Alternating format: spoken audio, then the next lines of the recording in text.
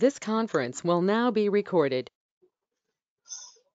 अद्य सोमवासरः अथवा इन्दुवासरः श्रावण कृष्ण षष्ठी दिनांक 10 ऑगस्ट 2020 चरक सूत्रस्थान अध्याय 25 अग्र संग्रह वैद्य समूह निस्संशयकराणाम्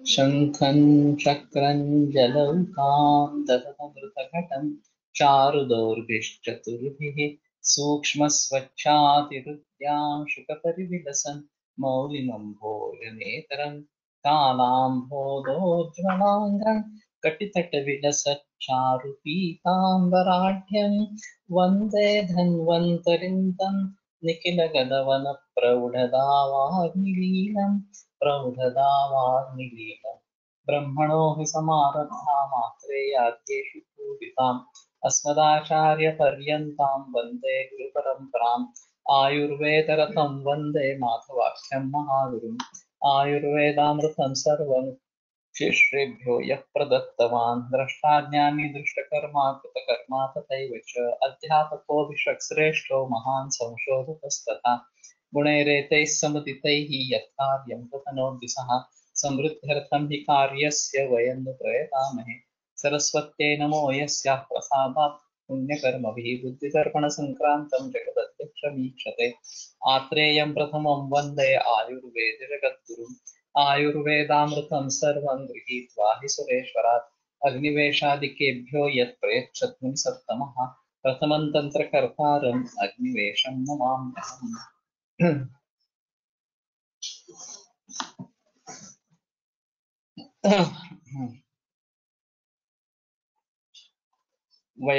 वैद्यसमूहो निस्संशयकराणां योगो वैद्यगुणानां विज्ञानम् औषधीनां शास्त्रसहितस्तर्कः साधनानां सम्प्रतिपत्तिः कालज्ञानप्रयोजनानाम् अव्यवसायः कालातिपत्तिहेतूनां तर्हि सम्प्रतिपत्तिः कालज्ञानप्रयोजनानाम् इत्येव तावत् अस्माभिः पठितमासीत्।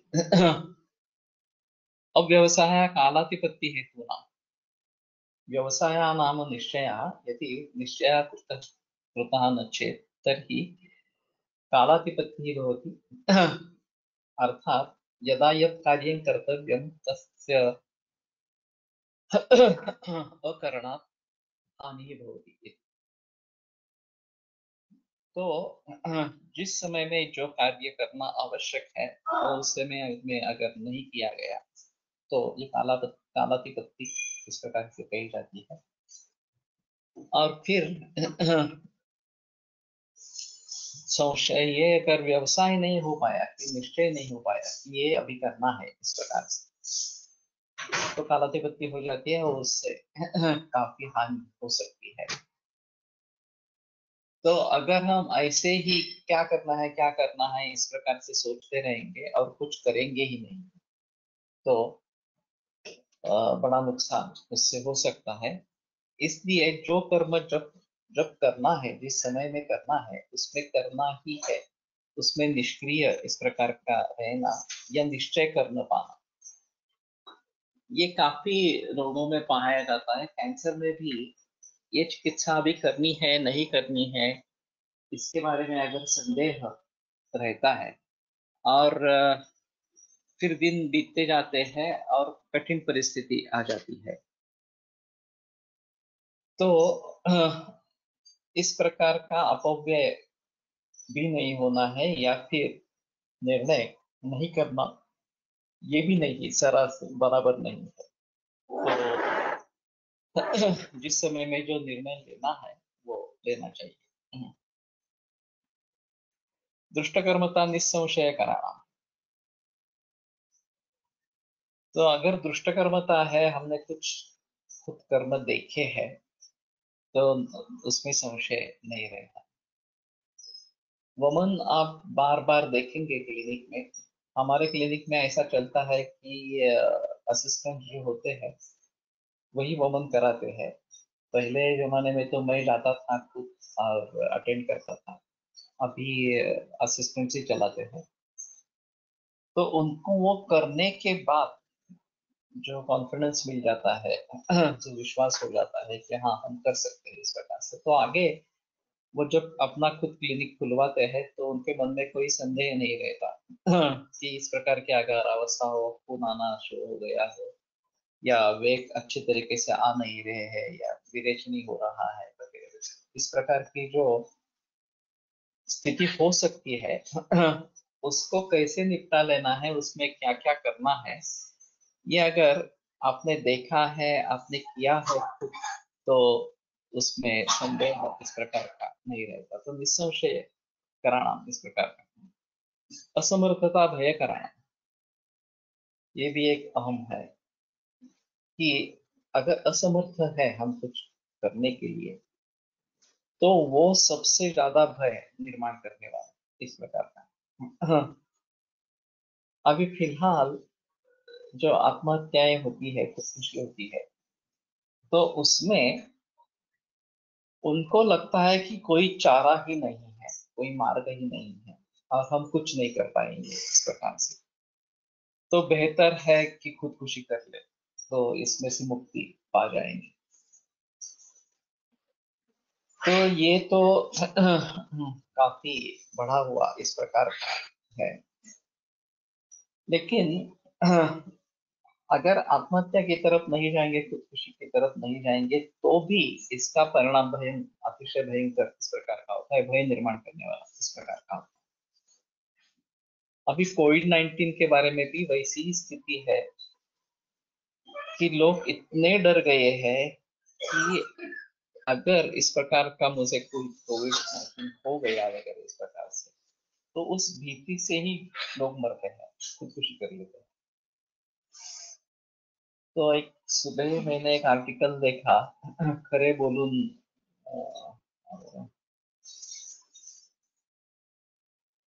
फसवणे, खरे बोलून फसवणे, सच बताकर भी लोगों को ठगाना इस प्रकार से।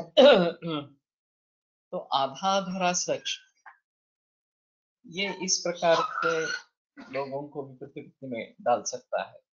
वास्तव में जो बहुत ही सीरियस केसेस है उनको ही गिनना है, बाकी केसेस को गिनना ही नहीं है, ये सबसे बेहतर है। और वो संख्या काफी कम है, 135 करोड़ की आबादी के इस देश में अगर 27,000 मृत्यु होते हैं 4 महीने में, तो ये संख्या बड़ी है ही नहीं वास्तव में। इससे जितने मृत्यु हुए हैं उससे ज्यादा मृत्यु ट्यूबरकुलोसिस से हुए हैं, उसकी ज्यादा मृत्यु कैंसर से हुए हैं, हार्ट डिसीज से हुए हैं, और उनके बारे में कोई बताता नहीं है। शायद ये संक्रामक रोग नहीं है इसलिए उसके बारे में जिक्र नहीं है, और ये संक्रामक है इसलिए इसके बारे में इतनी भयंकरता इस प्रकार। लेकिन वास्तव में 80% केसेस सिम्टम फ्री या बहुत ही माइल्ड सिम्टम्स वाले हैं, तो उनको गिनकर और ये सच बताते हुए, और ये कुछ भी नहीं बताते कि इतने नए केसेस हुए, इतने ठीक होकर चले गए, तो जो ठीक होकर चले गए उनको कम करो ना संख्या में से, और ठीक होने का परसेंटेज 65% है, तो 35% में सिम्टम फ्री कितने हैं, माइल्ड सिम्टम वाले कितने हैं, सीवियर सिम्टम वाले कितने हैं, और उसमें से मृत्यु होने वाले कितने हैं, इस प्रकार कैटेगराइज करके अगर जानकारी दी जाए तो इतना भ्रम इसके बारे में, इतना भय इसके बारे में निर्माण नहीं होगा।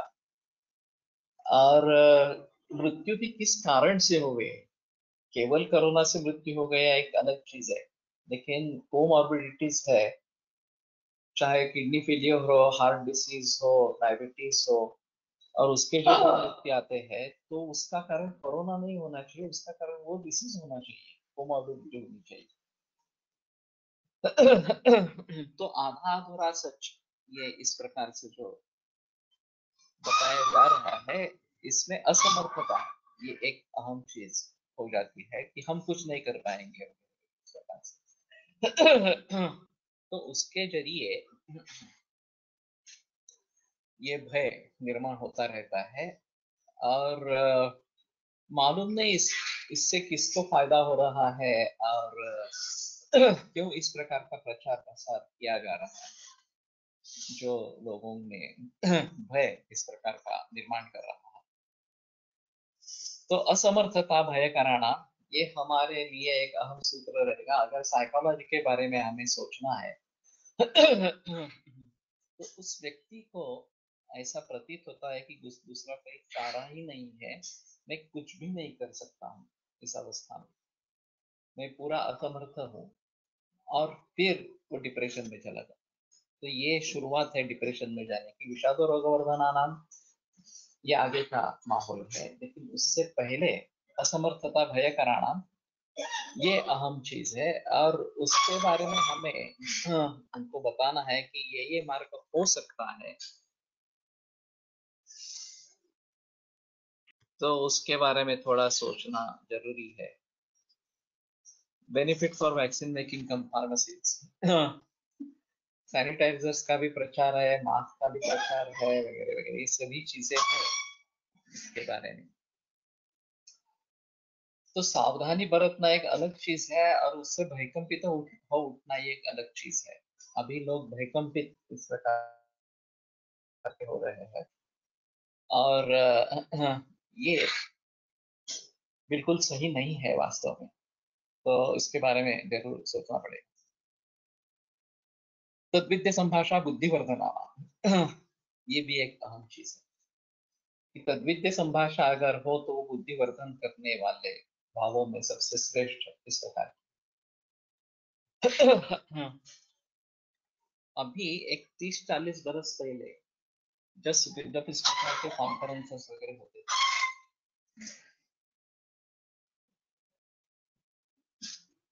तो उसमें से ज्यादा कुछ निकलता नहीं था, और मैं तो शुरू शुरू में तंग आ चुका इन कॉन्फ्रेंसेस से।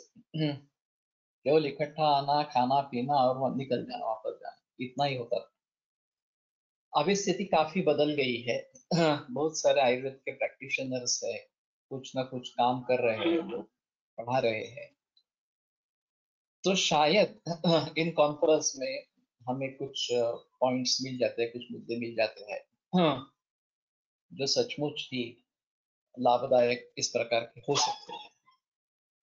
हमने जो गुरुकुल में पद्धति रखी है कि शाम को अनौपचारिक चर्चा इस प्रकार के होते, 3 वैद्य वहां पे रहने वाले होते, तो उनकी आपस में चर्चा होती रहती है, और वो छात्रों को भी संबोधित करते रहते हैं। तो इसके जरिए जो तद्वितीय संभाषा हो जाती है, वो बुद्धिवर्धन करने में श्रेष्ठ होती है। किसी को कोई मुद्दा याद आता है, या किसी के बारे में, किसी मुद्दे के बारे में ज्यादा बहस इस प्रकार की होती है, और वादे वादे जाए थे तत्वबोध, ये एक सुभाषित है, कहावत है। इस प्रकार से वाद विवाद इस प्रकार से होंगे तो उसमें तत्वबोध होता है। अव्यवसाय कलाकारातिपत्तिकराणाम, हा पुन्हा सांगाल सर प्लीज। व्यवसाय यानी कि निश्चय, अव्यवसाय यानी कि निश्चय न होना। किसी वस्तु के बारे में क्या करना है, इस स्थिति में क्या करना है, ये अगर हम निश्चय नहीं कर पाते हैं, तो काल वैसे ही निकल जाता है, और फिर जो कर्म जिस काल में करना है वो न करने से हानि होती है। अगर ऐसा है कि इस समय में ये काम करना ही है, जैसे कि अभी ये व्रणशोथ वाले है, तो उसकी सामावस्था पक्वावस्था ये दो अलग अलग अलग है, पश्चिमान अवस्था भी बीच में है। तो जिस अवस्था में रुग्ण हो उस अवस्था के अनुसार निश्चय करके ये करना है, ऐसा करना चाहिए। वो अगर हम समय गवा देते हैं तो आगे की तरफ चला जाता है, फिर उसकी चिकित्सा करनी है, वो नहीं करते तो उसके भी आगे चला जाएगा।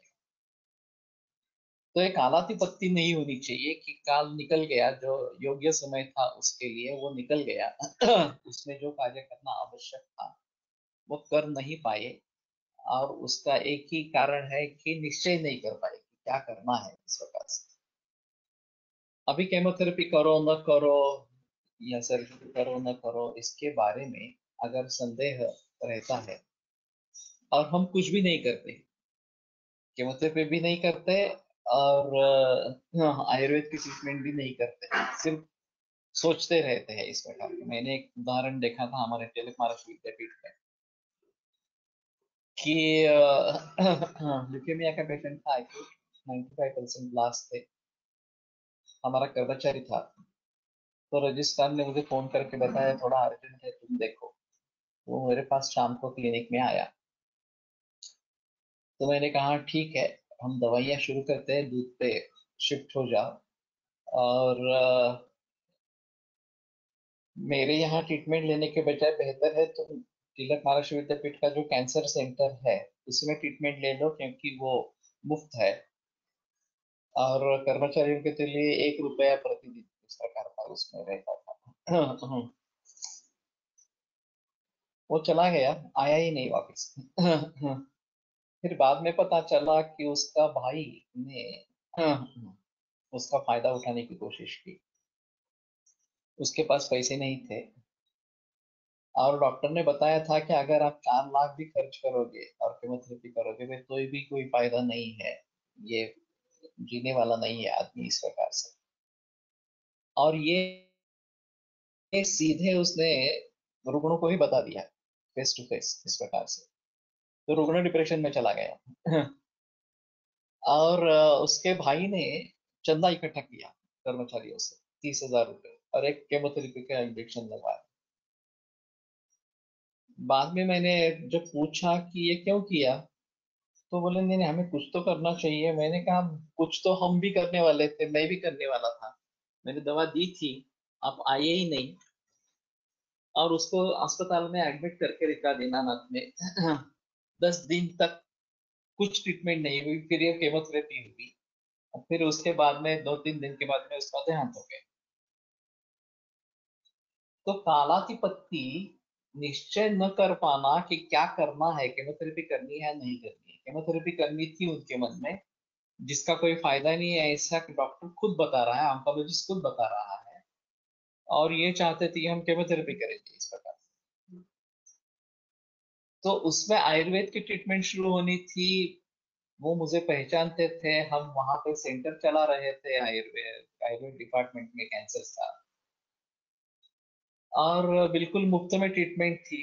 हाँ, लेकिन शायद ये भी हो सकता है कि मुफ्त में होने के कारण ये कोई कारीगर नहीं है, ऐसा भी सोचा होगा, मालूम नहीं किस प्रकार से।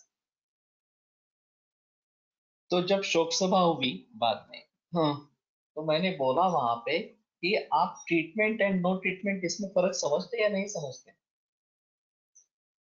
सभी लोगों के मन में ऐसा है कि आयुर्वेद की ट्रीटमेंट ट्रीटमेंट ही नहीं है, एलोपैथी की ट्रीटमेंट ट्रीटमेंट है, चाहे वो काम नहीं करने वाली तो भी वो देनी है। और आयुर्वेद की ट्रीटमेंट ट्रीटमेंट है ही नहीं, तो दे न दे कोई फर्क नहीं पड़ता इस प्रकार से। तो ये मानसिकता है। तो इसके लिए अगर ट्रीटमेंट देते वो बच पाता नहीं पाता ये अलग चीज है। लेकिन कम से कम हमने प्रयास किए, इतनी तो तसल्ली होती। लेकिन ये भी नहीं हुआ। तो कालातिपत्ति हेतु नाम इस प्रकार से ले सकते हैं। आचार्य शास्त्राधिगम हेतु नाम, एक सबसे अहम सूत्र है। जब हमने कोलट कर सर के प्रतिष्ठान की स्थापना की, तो उसमें बोधवाक्य क्या होना चाहिए इसके बारे में चर्चा हुई। तो मैंने ये सुझाव दिया था आचार्य शास्त्राधिगम हेतु नाम, वो तुरंत एक्सेप्ट हो गया। और ये हमारा बोधवाक्य इस प्रकार का हो गया। तो शास्त्र तो होता है, ग्रंथ हमारे सामने है, लेकिन उसका अधिगम, शास्त्र का ज्ञान होना, इसमें सबसे श्रेष्ठ है तो आचार्य। सिर्फ ग्रंथ है इसलिए हमें ज्ञान नहीं होता है। ये सही है कि ग्रंथों के द्वारा ज्ञान होता है, लेकिन उसको भली भांति समझ पाना यह आचार्य का काम है। और इसीलिए आयुर्वेद केवल शास्त्र नहीं है, विद्या भी है, और विद्या के लिए गुरु की जरूरत पड़ती है। मैंने काफी छात्रों को सलाह दी कि तुम इसमें ज्वाइन ज्वाइन हो जाओ, ये जो हम पढ़ रहे हैं चरक संहिता पढ़ करके उसमें ज्वाइन हो जाओ।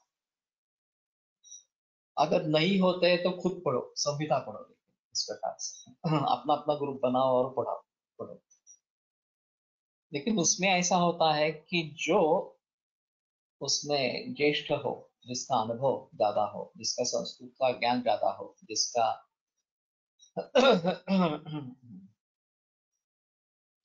पढ़ाने का इस प्रकार का अनुभव हो, उससे उसके मुख से सुनेंगे तो अंतर होता है। ये बाकी लोगों से सुनेंगे और इस व्यक्ति से सुनेंगे तो उसमें काफी फर्क पड़ता है। वास्तव में शब्द वही है, शब्द ज्ञान वही है, लेकिन शब्द बोध भिन्न भिन्न है। और ये आचार्य कर सकते हैं, ये अच्छे गुरु कर सकते हैं, और इसलिए शास्त्र होने के बावजूद भी आचार्य का होना जरूरी है। शास्त्राधिगम, शास्त्र का ज्ञान होने के लिए ये सबसे अहम चीज है कि हम आचार्य से पढ़े। चरकाचार्य ने जो लक्षण लिखे हैं आचार्य के शिष्य के बारे में इस प्रकार से, उनको भली भांति हम पढ़े, उनकी परीक्षा करें, ऐसा भी बताया गया है कि शिष्य को भी आचार्य की परीक्षा करनी है, आचार्य को भी शिष्य की परीक्षा करनी है। और फिर जो इस प्रकार का शास्त्राधिगम हेतु इस प्रकार का आचार्य होगा, उससे शिक्षा प्राप्त करे, उससे पढ़ाई करे, ये सबसे अहम चीज है। नहीं तो शास्त्र हमारे हाथ में है, ग्रंथ हमारे पास में है, ग्रंथ को पढ़ सकते हैं, हाँ, और अर्थ समझ सकते हैं, तो इतना ही काफी होगा। हमें गुरु की या आचार्य की आवश्यकता क्यों होती है? हाँ, तो केवल वाचार्थ ज्ञान होने से नहीं होता। अधिगम का मतलब ज्ञान होना, शास्त्र का ज्ञान। तो शास्त्र का ज्ञान होना यह अलग चीज है, शास्त्र पढ़ना यह एक अलग चीज है, और शास्त्र का ज्ञान होना एक अलग चीज है। और जब हम गुरुमुख से ये सुनते हैं बातें, तो उसका ज्ञान होने लगता है, ऐसा है। और ये निरंतर चलने वाली प्रक्रिया है कि आज हो गया, चलो अब आगे कुछ करना नहीं है, ऐसा नहीं होता है। हमें आजन्म विद्यार्थी रहना चाहिए, विद्या का अर्थी, विद्या का याचक रहना चाहिए। और फिर जो हम ज्ञान देते रहेंगे, और अध्यापन ये भी एक अध्ययन विधि है। तो खुद सीखना, लोगों को सिखाना इस प्रकार से, और तद्विद्य संभाषा इस प्रकार की करना, ये सभी अध्ययन के हेतु है। और अध्ययन से ज्ञान बढ़ता रहता है। लेकिन आचार्य का या गुरु का एक अहम रोल इसमें है। उसको भली भांति अगर हम समझ लेंगे, तो जब भी किसी प्रकार का मौका मिले, उनसे ज्ञान ग्रहण करने की चेष्टा करें। कोलटकर सर इसके बारे में बहुत जागरूक थे, और उनके बहुत सारे गुरु थे। हर व्यक्ति से वो ज्ञान हासिल करने की कोशिश करते थे। कृष्ण ही लोको बुद्धिमताम आचार्य, ये आचार्य शास्त्रादि हेतु खूबी बात। लेकिन सभी विश्व, सभी लोग ये बुद्धिमान व्यक्ति के लिए आचार्य है। तो बालादपि सुभाषितम ग्राह्यम, अगर बाल भी है लेकिन सुभाषित बोल रहा है, तो उसको ग्रहण करना है। तो अगर हम इस दृष्टि से देखेंगे, तो हमें बहुत सारे आचार्य दिख पड़ेंगे, और जिनसे हम सीख सकेंगे, ऐसा है। तो गानू सर कैसा कहते थे कि रोगी रोगी हो जाता है वो अपने पूर्व कर्म वगैरह से, कारणों से। ठीक हो जाता है, उसमें भी इसका अहम रोल इस प्रकार का। फिर वैद्य का कर्तव्य क्या है? हाँ, तो उस रोगी को समझना, ये वैद्य का कर्तव्य इस प्रकार का। हाँ, हाँ, कि क्या हुआ है, कैसे हुआ है, और क्या करना है, वगैरह वगैरह। इसके बारे में जानकारी हासिल करना ये वैद्य का कर्तव्य है। फिलहाल आयुर्वेद की जो स्थिति निर्माण हुई है ये अध्यापकों के कारण निर्माण हुई है। जो तथाकथित अध्यापक कॉलेज में अभी पढ़ा रहे हैं उनके जरिए स्थिति निर्माण हुए, यही सिलसिला चलता आ रहा। इसलिए मैंने गुरुकुल के बारे में सोचा कि जो नए निर्माण होने वाले अध्यापक है वो अच्छे बने, वो मूल ग्रंथों का अध्ययन करे, वो कंठस्थीकरण करे, वो प्रैक्टिस करे, तो आगे वाली पीढ़ी में वो भली भांति सिखा सके इस प्रकार से। और उसके परिणाम, अच्छे परिणाम अभी दिख रहे हैं कि बहुत सारे छात्र बीएमएस एमडी हो चुके हैं, कॉलेज में पढ़ा रहे हैं, प्रैक्टिस कर रहे हैं और मूल ग्रंथ भी पढ़ रहे हैं इस प्रकार से। तो इस प्रकार का अगर अध्ययन बदल जाएगा, अभी ये लॉकडाउन की सिचुएशन में ऑनलाइन एजुकेशन का बोलबाला है और ये टेक्नोलॉजी है और उसका हम फायदा उठा सकते हैं क्योंकि इसमें हम बहुत सारे लोगों तक पहुंच सकते हैं। ये एक सबसे अहम चीज है, पूरे देश भर में या पूरे विश्व भर में इसके जरिए पहुंच सकते हैं, ये एक अहम चीज इसमें है। दूसरी बात ऐसा है कि ये रिकॉर्डेड रहता है। हाँ, तो कम से कम आने वाली पीढ़ियों के लिए हम कुछ छोड़ सकते हैं। यहाँ ये इस प्रकार का रिकॉर्डिंग अवेलेबल है, चरक का पूरा चरक का रिकॉर्डिंग पहले अंग्रेजी में अब हिंदी में अवेलेबल है। इस प्रकार से कभी भी कोई भी सुन सकता है और एक ही समय में बहुत सारे लोगों तक हम पहुंच सकते हैं जो फिजिकल एजुकेशन में पॉसिबल नहीं होता। लेकिन इसमें आचार्य का होना जरूरी है। तो मेरी एक कंसेप्ट ऐसी है कि वर्ल्ड वाइड क्लासरूम या ये जो यूजीसी का प्रोग्राम है या इंटरनेट के जरिए एक आयुर्वेद विद्यार्थी के क्या गुण होने चाहिए वो सुश्रुत में दिए हैं। तुम एक बार पढ़ो, शिष्योपनयनीय में दिए हैं, चरक में भी दिए हैं। तो सबसे अहम चीज है कि निरंतर अध्ययन में लगे रहे।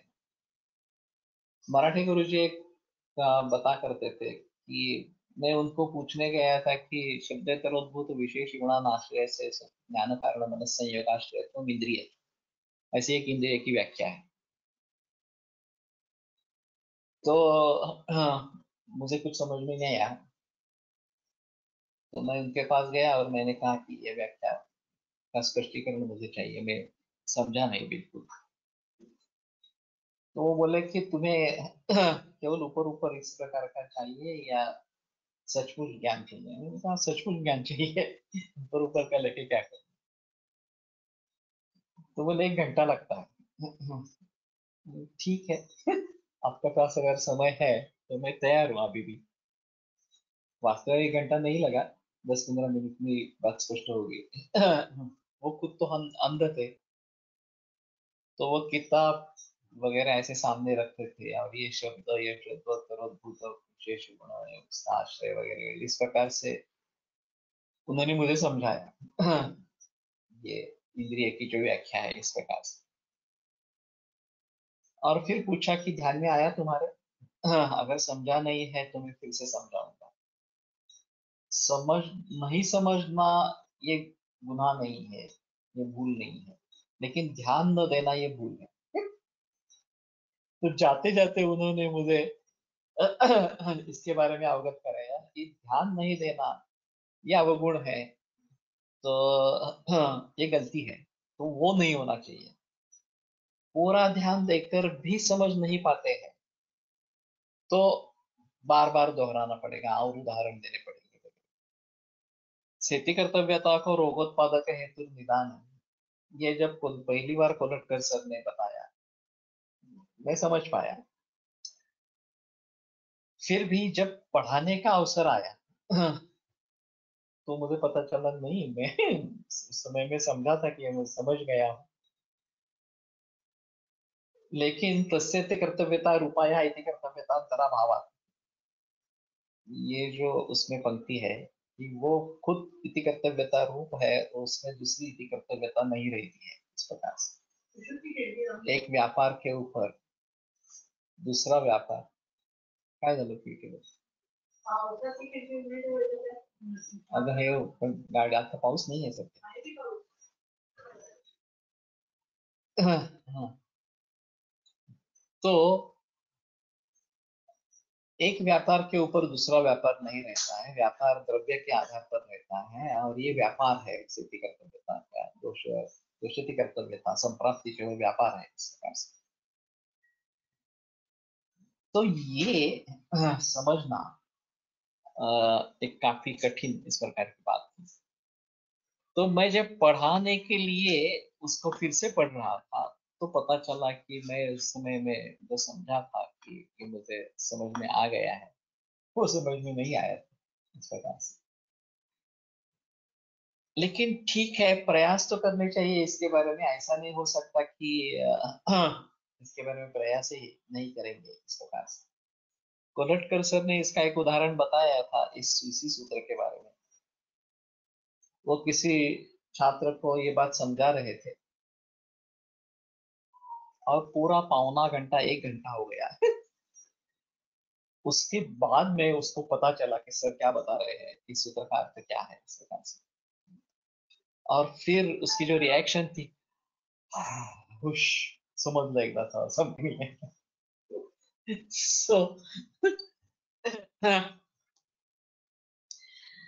इस प्रकार से समझ पाना ये बहुत आवश्यक इस प्रकार का है। गुरुचे काम जाठराग्नी सारखे आहे।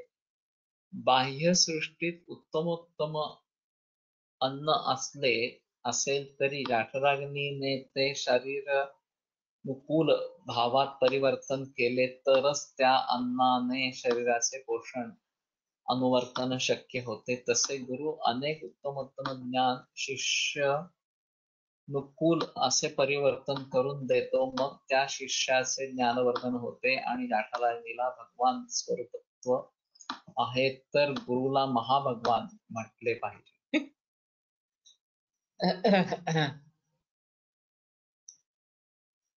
इसमें ऐसा है, ज्ञानेश्वरी गीता के ऊपर लिखी गई है, भगवत गीता के ऊपर, और ये ज्ञानेश्वर की कुशलता है। हमें एक ही पाठ उसका ज्ञानेश्वरी का था जब मैं 9वीं कक्षा में था, और उस समय में तो कुछ समझ में नहीं आया क्या क्या है और क्या समझना है उसमें से।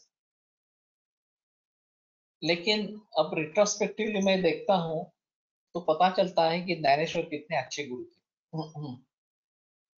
एक सूत्र के ऊपर उनकी बहुत सारी वो भी इस प्रकार की है मराठी में, 20-25 तक भी जाती है, और उसमें बहुत सारे उदाहरण देते रहते हैं कि छात्र के समझ में आए, इसलिए बहुत सारे उदाहरण देते रहते हैं। तो ये अहम चीज है इस प्रकार की कि एक गुरु का कर्तव्य किस प्रकार से वो निभा रहे हैं, ये उससे जरूर पता चलता है। तो कहने का मतलब है कि आचार्य या शास्त्राधिगम हेतु में श्रेष्ठ है, और अच्छे आचार्य पाना ये बहुत मुश्किल होता है। मेरा सौभाग्य रहा है कि मुझे बहुत अच्छे आचार्य बहुत शाखाओं में मिले, संस्कृत में मिले, व्याकरण में मिले, आयुर्वेद में मिले। तो ये मेरा सौभाग्य है कि इस प्रकार के आचार्य मुझे प्राप्त हो गए, उनसे ज्ञान प्राप्त होने का अवसर मिला। अब ये मेरी जिम्मेदारी होती है कि मैं लोगों तक ये पहुंचाऊं, और ये आगे आपकी सभी की जिम्मेदारी होती है कि वो तुम आगे लेके जाओ। तो इसमें निरंतर अध्ययन होते रहना एक आवश्यक चीज है। हाँ, अब जहां तक हो सके गुरु से ज्ञान प्राप्त करो। विद्या जो है वो गुरु के बिना आती नहीं है, और इसलिए गुरु का एक अहम रोल, आचार्य का एक अहम रोल इस सभी में है। तो अगर हम खुद पढ़ेंगे और आचार्य द्वारा पढ़ेंगे तो उसमें अंतर होता है, और हम कुछ भी समझ पाएंगे। अंततः शिष्य भी गुरु है, गुरु ग्रंथ भी गुरु है, इस प्रकार से है। तो ये बार बार करने से, उसमें सोचते रहने से ये मुनासिब होगा कि हमें भी पता चले, ज्ञान पता चले उसके बारे में। लेकिन गुरु जिस प्रकार के समझाएगा, गुरु जिस प्रकार से उसके बारे में विवरण करता रहेगा, उदाहरण देता रहेगा, तो उसमें उससे समझने में काफी आसान इस प्रकार की हो जाती है। और इसलिए प्राचीन परंपरा वाले जितने भी ज्ञान है उसमें गुरु का एक अहम रोल इस प्रकार का है। तो आचार्य शास्त्राधिगम हेतु नाम, शास्त्र जानने के लिए जो कारण है उसमें आचार्य सबसे अहम है, सबसे श्रेष्ठ है। ये एक महत्वपूर्ण इस प्रकार की बात है। आयुर्वेदो मृतानाम, अमृतत्व या हाँ, जो शाश्वत इस प्रकार की चीजें हैं उसमें आयुर्वेद श्रेष्ठ है। अमृत का मतलब है कि जिससे मृत्यु टल सकती है, मृत्यु नहीं होती, जिसकी मृत्यु नहीं होती, या शाश्वत सत्य इस प्रकार का है। तो उन सभी में आयुर्वेद श्रेष्ठ है, ये भी एक अहम चीज है। परसों एक मरीज से बात हुई हुई थी, हाँ, कि कोल्हापुर में है एलोपैथी का डायग्नोसिस, हेपेटोसेलुलर कार्सिनोमा या गॉल ब्लैडर कैंसर कार्सिनोमा इस प्रकार का है। और फिर एलोपैथी में कुछ नहीं किया है, मेरी ट्रीटमेंट चल रही है। तो शुरू में तो ये कामला थी, उसमें स्टेंट डाला था, और उनका कहना था कि ये कामला रिकवर नहीं होगी, और आपको स्टेंट बदलना पड़ेगा, मेटालिस्टिक डालना पड़ेगा। और वास्तव में हो रहा है ऐसे कि मेरी ट्रीटमेंट शुरू होने के बाद ग्रेजुअली कम होता जा रहा है। अभी कुछ 1.8 है। तो उसको विश्वास नहीं हो रहा कि आयुर्वेद से इस प्रकार का होता है। और फिर वो बोल रहा था कि मैं सिर्फ आयुर्वेद कर रहा हूँ, एलोपैथी कुछ भी कर न गया हूँ, इसलिए मुझे डर लगता है। तो मैंने कहा कि क्या आयुर्वेद साइंस नहीं है? और एलोपैथी तो अभी 300 से 350 वर्षों में आई है, पहले आयुर्वेद ही था हजारों बरस। और हाथ पांव टूटने या कोई भी चीजें होती थी, कौन ट्रीट करता था? आयुर्वेद ही ट्रीट करता था ना। हजारों वर्षों से आयुर्वेद ट्रीट करता आया है। तो ये संदेह क्यों मन में है कि आयुर्वेद से ठीक होगा नहीं होगा, सिर्फ आयुर्वेद कर रहे हैं तो हम भूल तो नहीं कर रहे हैं, वगैरह वगैरह इस प्रकार से। तो ये गलत सहमी है हमारे मन में कि ये आयुर्वेद से होगा नहीं होगा, वगैरह वगैरह इस प्रकार से। साध्यत्व असाध्यत्व ये एक अलग चीज है। असाध्य है तो हमारे हिसाब में भी ठीक नहीं हो सकता, ये भी अलग चीज है। लेकिन जिनके लिए उपाय है, साध्य व्याधि है, तो वो साध्य होने चाहिए, ऐसा ही हमारा कहना है। तो ये शाश्वत है, चिरंतन है, ये सबसे अहम चीज है। एलोपैथी बदलती ही रहेगी, उनके प्रिंसिपल्स बदलते ही रहेंगे, लेकिन आयुर्वेद के प्रिंसिपल्स कभी बदलेंगे नहीं, ये सबसे अहम चीज है। तो आयुर्वेद अमृता नाम, आयुर्वेद अमृत में श्रेष्ठ इस प्रकार का है, और एक तरीके का ये अमृत है। तो हम खुश नसीब है कि हमें इस प्रकार के शास्त्र का अध्ययन का अवसर मिला, मौका। जब मैं भी एमबीबीएस में एडमिशन नहीं मिली इसमें, इसलिए आयुर्वेद में आ गया, और फ्रस्ट्रेट हो गया आते ही, ये क्या चल रहा है, हम कहाँ आए हैं, क्या सीख रहे हैं, इस प्रकार से। बाद में कोलटकर सर मिले और एक परिवर्तन आ गया। और मैंने आयुर्वेद के लिए अपनी जिंदगी बिताने का निश्चय कर लिया, संकल्प कर लिया। तो अभी मैं अपने को खुश नसीब समझता हूँ। उस समय मैं बदनसीब समझता रहा था कि मैं क्यों यहाँ इसमें आ गया, इस शास्त्र में। मुझे एमबीबीएस में एडमिशन क्यों नहीं मिली। लेकिन ये शायद ईश्वरीय योजना थी कि इस प्रकार से मुझे एमबीबीएस में एडमिशन न मिले, मैं आयुर्वेद में आ जाऊं। और आने के बाद मुझे पुलत्कर सर जैसे गुरु मिले, तो मैं उसके बारे में आगे काम कर सकूं। चाहे त्रिस्कंद कोश का प्रोजेक्ट हो, चाहे प्रातिपदिक हो कोश हो, चाहे व्यवसाय या जो प्रोफेशन है उस प्रकार की चीजें हो, चाहे पढ़ाना हो, इसमें से मुझे जो आनंद मिला है, समाधान मिला है, वो किसी दूसरे चीज में नहीं है। तो मैं खुशनसीब मानता हूँ अपने आप को कि मुझे इस प्रकार का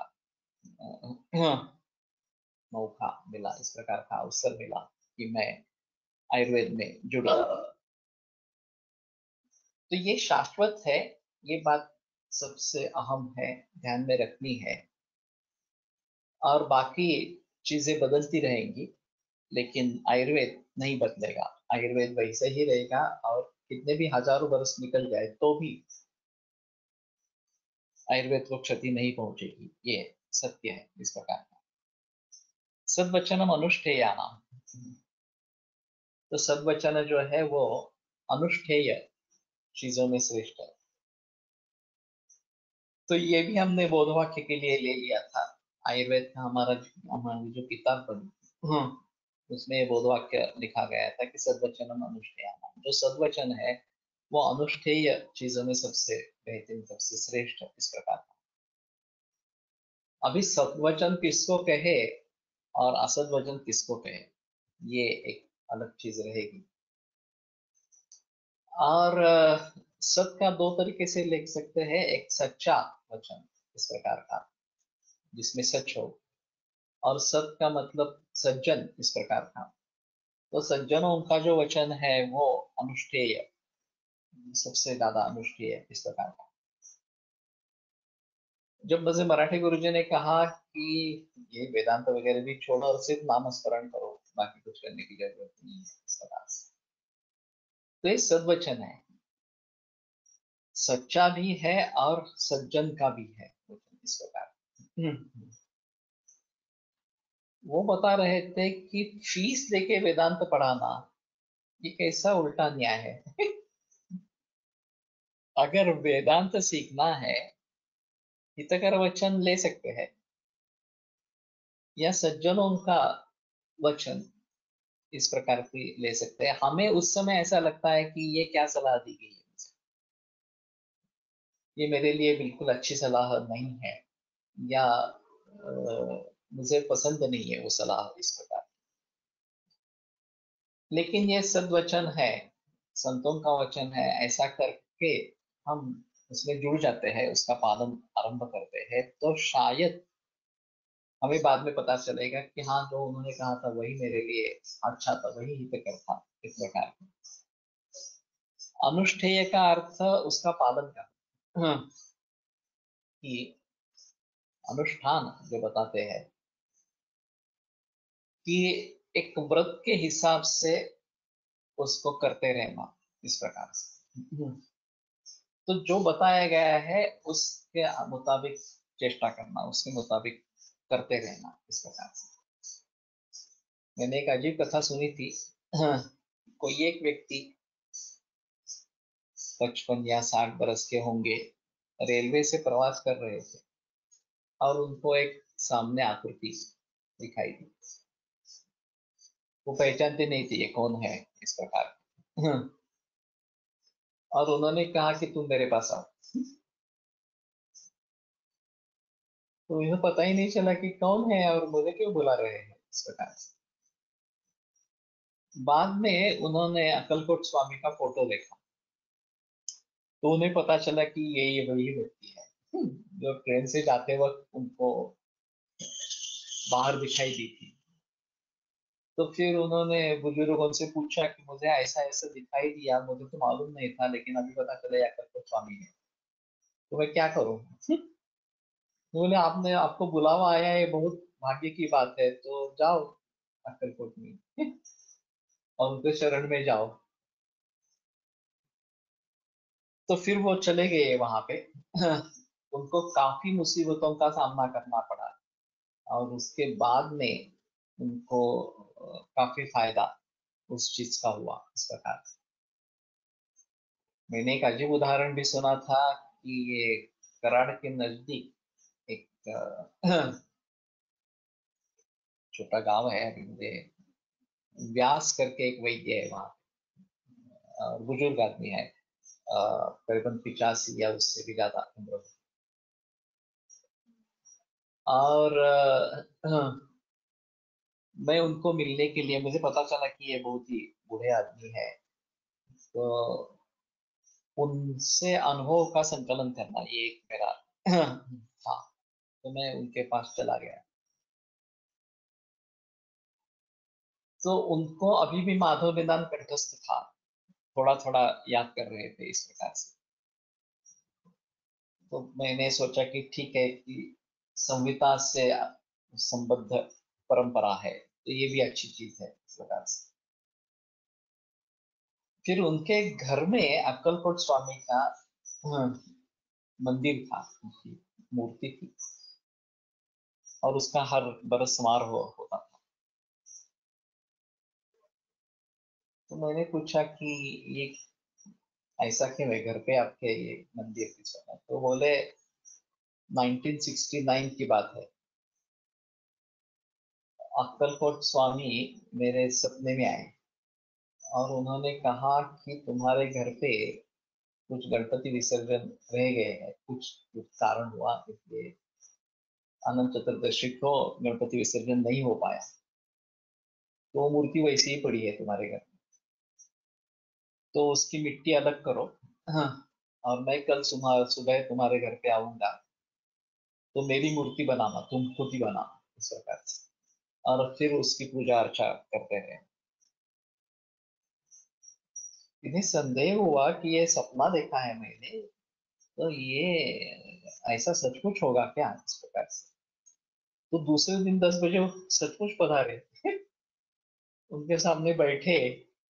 फिर उन्होंने ये मिट्टी को इकट्ठा की थी, उन्होंने उसकी मूर्ति बनाई, मूर्ति को, मूर्ति की पूजा की, नैवेद्य दिखाया, उनको भी खिलाया, दे दिया इस प्रकार से, और फिर वो अंतर्धान हो गए।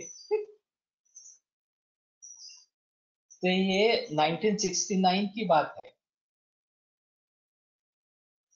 तो और जिन्होंने खुद किया है, उनसे ही मैंने बात की है इस प्रकार। तो इस प्रकार से भी होता है, सद्वचन अनुष्ठेयानाम, किसी के ऊपर अनुग्रह हो जाए तो उनका जो कहा है वो मानना है, उसके अनुसार क्रिया करनी है इस प्रकार से। और ज्यादातर ऐसा रहता है कि गुरु शिष्य को ढूंढता है, ये पूर्व जन्म से कुछ इस प्रकार की बातें होती रहती है। और जैसा कर्म किंचित क्वचित काले विपाके नियतम महत्, किंचित काल नियतम प्रत्यय प्रतिबोध्य, अकाल नियत कर्म होता है और प्रत्यय प्रतिबोध्य, कि वो उद्भूत हो जाता है, इस प्रकार का कारण कुछ हो जाए तो उसके जरिए वो व्यक्त हो जाता है इस प्रकार से। तो ये सद्वचन इस प्रकार का है। और जब इस प्रकार की कोई सलाह मिलती है, तो बगैर सोचे उसका अनुष्ठान करना चाहिए, उसके अनुसार क्रिया करनी चाहिए। हम उसमें विकल्प लाएंगे कि ये करूँ नहीं करूँ, ये मेरे हाथ से होगा नहीं होगा वगैरह, तो आप बड़ी भूल कर रहे हैं ऐसा। उसमें भुगतना पड़ता है, उसमें संदेह नहीं है, फिर भी उससे जो फायदा होता है वो हम सोच नहीं सकते, इस प्रकार का फायदा होता है। जब कोलटकर सर के मन में ये त्रिस्कंद कोश की संकल्पना आई, तो उन्होंने पहले से ही मुझसे इसमें रखना है, ये निश्चित कर लिया था। अब जब ये अवसर प्राप्त हुआ, तिलक महाराष्ट्र विद्यापीठ में सर ज्वाइन हो गया, अष्टांग से इस्तीफा दे दिया, अष्टांग आयुर्वेद महाविद्यालय बीच में सत्संग रुग्णालय में ज्वाइन हो गया, और फिर पार्ट टाइम कोऑर्डिनेटर करके आयुर्वेद डिपार्टमेंट में ज्वाइन हो गए, और उन्हें मौका मिला कि त्रिस्कंदर कोश का कार्य वहां पे आरंभ करें। तो मैं उस समय में अष्टांग आयुर्वेद महाविद्यालय में फुल टाइम डेमोन्स्ट्रेटर था, 9 बरस से मैं डेमोन्स्ट्रेटर ही रहा। बीच में कोई नहीं था वास्तव में, ये लेक्चरर भी नहीं था, ये भी रीडर भी नहीं था, सब प्रोफेसर थे। फिर भी मैं कोलटकर सर का शिष्य हूँ, इसलिए मुझे आगे जाने का कोई चांस ही नहीं था। वहाँ पॉलिटिक्स बहुत ही था, सर को भी भुगतना पड़ रहा था, हमें भी भुगतना पड़ रहा था। तब सर ने बताया कि ठीक है, ये अभी त्रिस्कंद कोश का प्रोजेक्ट सैंक्शन हो गया, वो शुरू होने वाला है, तो तुम्हें इसमें ज्वाइन करना है। तो मैंने कहा ठीक है, आप बता रहे हैं तो मुझे कोई आपत्ति नहीं है, मैं ज्वाइन हो जाऊंगा। तो फिर उन्होंने बताया कि देखो सोचो, ये तुम्हारा परमानेंट जॉब है, तुम यहाँ पे कायम हो गए हो इस प्रकार से, और पढ़ाना भी अच्छा है, उसमें कोई संदेह नहीं है, और वो टेम्पररी जॉब है, प्रोजेक्ट है, और कितने दिन चलेगा कैसे चलेगा मालूम नहीं है। मैं इतनी कोशिश तो करूंगा कि तुम्हारा जो अभी का पे है वो उसमें से गार्ड हो जाए, लेकिन आगे उसमें बढ़ोतरी होगी नहीं होगी, वो कितने दिन चलेगा नहीं चलेगा, उसके बारे में मुझे भी पता नहीं है। तो इसलिए तुम्हें सोचना है कि तुम आने के लिए तैयार हो या नहीं। तो मैंने कहा सर आपने कहा है तो मैं आपका कहा टाल ही नहीं सकता, मगर मेरे मन में कोई भी संदेह नहीं है कि मुझे इसमें आना है, आपने बता दिया है बस, बाकी मेरे लिए और कुछ भी नहीं चाहिए। उस समय मैंने क्लिनिक नया खोला था, उसका काफी कर्जा मेरे ऊपर था। और ये पता नहीं था कि हम परमानेंट जॉब छोड़ के इस प्रकार के टेम्पररी जॉब के लिए जा रहे हैं, और फिर आगे क्या होगा इसके बारे में कुछ पता नहीं था। लेकिन जब सर ने बताया है तो कोई विकल्प ही नहीं है, कोई सोचने की चीज नहीं है। ये सद्वचन है। तो मैंने उनको कहा कि आप सोचिए मत इसके बारे में, मुझे कब आना है ये बता दो। हाँ। तो फिर वहां ऐसे हुआ कि सर बोले कि एक ऐसा करते हैं, लीन रख कर जाने की कोशिश करते हैं। जो मेरी पोस्ट थी अष्टांग में, हाँ, 1-2 बरस के लिए लीन लेकर जा सकते हैं, फिर आगे सोचेंगे। मैंने कहा ये लीन का कहाँ होने वाला है सर, हम तो शत्रु पक्ष में है, तो लीन कोई एक्सेप्ट नहीं करेंगे, और वो डायरेक्टर ऑफ आयुर्वेद वगैरह ये सब करके ये होना है। तो फिर सोच विचार करके हमने लिख दिया कि मैं लीन रखकर जाना चाहता हूँ, अगर ये पॉसिबल नहीं है तो मुझे मुक्त कर दे, सेवा से मुक्त कर दे। तो ये वाक्य उसमें लिख देने के बाद मैनेजमेंट के लिए बहुत अच्छा था। ये खुद सोच हो जा रहा है, तो उन्होंने तुरंत दूसरे वाक्य को स्वीकार किया कि ठीक है, हम आपको सर्विस से रिहा करते हैं इस प्रकार से। 3 महीने का नोटिस पीरियड था, और 3 महीने के नोटिस पीरियड के बाद मैं तिलक महाराष्ट्र विद्यापीठ में ज्वाइन हो गया। तो ये एक अहम चीज रहती है कि उसके बारे में जो सच्चे मन से तुम्हें सलाह दे रहे हैं, और ये शायद ईश्वरी योजना है कि मुझे तलवटकर सर ने ही बताया था कि तू संस्कृत का अध्ययन शुरू कर बीएमएस के साथ में, और वो मैंने किया। मैंने विशारद, संस्कृत विशारद जो बीए समकक्ष है वो पूर्ण किया, फिर संस्कृत पारंगत व्याकरण विषय लेकर पूर्ण किया, और बीएमएस होने से पहले मैं एमए हो गया। हम्म। और उस समय उनको मौका मिला, और मुझे पोस्ट मिल गई अष्टांग आयुर्वेद महाविद्यालय डेमोन्स्ट्रेटर। तो उस समय में उन्होंने क्या सोचा था ये तो मालूम नहीं था मुझे, आयुर्वेद के साथ संस्कृत पढ़ने के लिए उन्होंने जिक्र किया, और उस समय वो पॉसिबल भी था।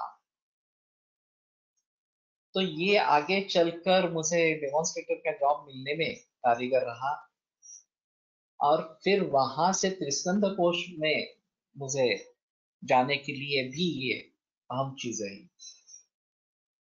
और ये मेरे जीवन का एक बड़ा सपना है, त्रिस्कंद कोश। जो अनुभव मुझे त्रिस्कंद कोश में मिला, ये तो सही है कि मुझे खूब बहुत भुगतना पड़ा उसमें बहुत कष्ट उठाने पड़े, फिर भी जो दृष्टि मिली उससे, इसलिए मैं प्रातिपदिक कोश के कार्य के बारे में सोच सकता हूँ। मैं तो ये विजन ही नहीं आती स्कंद कोश की अगर पार्श्वभूमि नहीं रहती तो ये विजन ही नहीं है। तो मैं समझता हूँ कि ये ईश्वरीय योजना इस प्रकार की ही है। और इस बीच में कोल्हटकर सर का देहांत हो जाना 1992 में, और वो सभी जिम्मेदारी मेरे सर पर आ जाना स्कंद कोश, ये भी एक अहम चीज थी।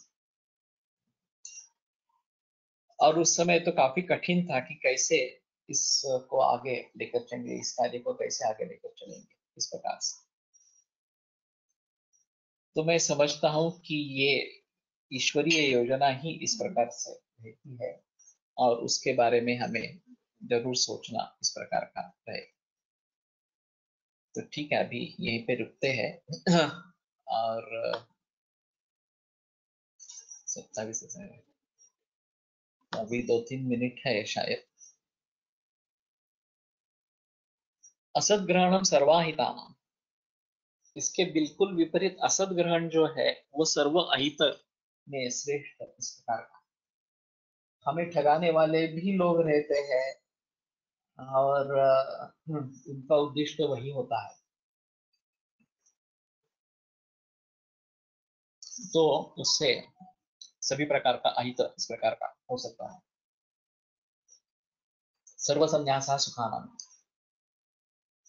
और सभी चीजों का संन्यास ये सुख देने वाले में श्रेष्ठ है। अभी पातंजल योग सूत्र पढ़ रहे हैं, अभ्यास वैराग्याभ्याम तन निरोध, चित्त वृत्ति निरोध जो करना है, जो अभ्यास और वैराग्य से करना है। और ये दोनों चीजें होंगी, अभ्यास भी होना चाहिए और वैराग्य भी होना चाहिए। वैराग्य की व्याख्या वशीकार संज्ञा वैराग्य इस प्रकार, विषय वितृष्णस्य वशीकार संज्ञा वैराग्य।